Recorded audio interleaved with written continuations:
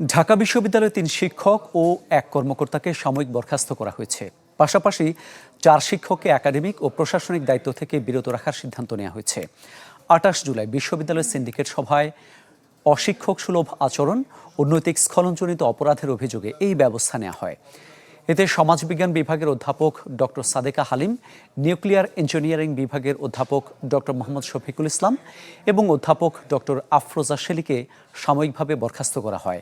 আর clinical pharmacy ও pharmacology বিভাগের অধ্যাপক doctor Mohammad Abdul মুহিতকে চেয়ারম্যানের দায়িত্ব থেকে অব্যাহতি এবং বিশ্ববিদ্যালয়ের সকল একাডেমিক ও প্রশাসনিক দায়িত্ব থেকে বিরত রাখা হয়।